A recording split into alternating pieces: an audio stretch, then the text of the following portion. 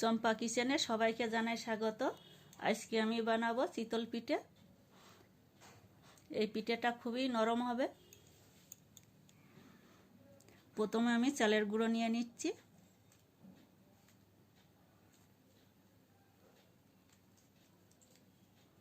আমি অল্প নুন দেব।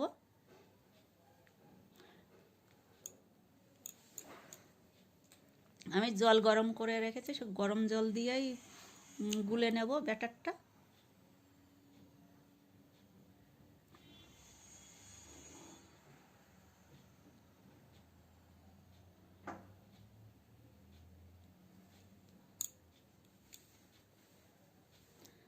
ব্যাটারটা ভালো করে গুলে নিতে হবে।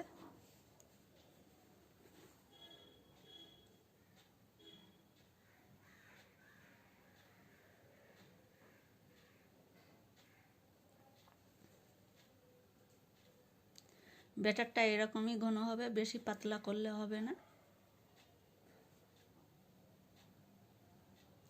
দুইভাবেই বানানো যায়। আমি এই কড়াইতে বানালে বড় বড় হবে। আমি একটু বড় করে বানাচ্ছি কটা, বা ছোট করে বানাবো।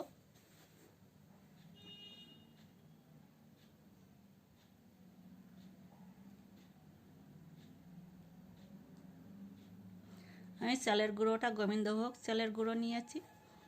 গন্ধটাও সুন্দর আসে, স্বাদটাও ভালো হয়। আমি এই কড়াইতে ছোট করে বানাবো। এবার অল্প অল্প করে দেবো। এই পিঠেগুলো খুব নরমই হবে।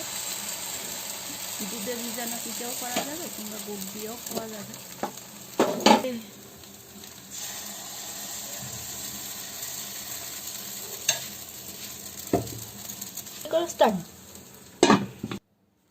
ঢাকা দিয়ে রাখতে হবে। গ্যাসের জালটাও আস্তে করে দিতে হবে। দেখেন পিঠে কত সুন্দর দেখতে হয়েছে, কিন্তু পিঠেগুলো খুবই নরম।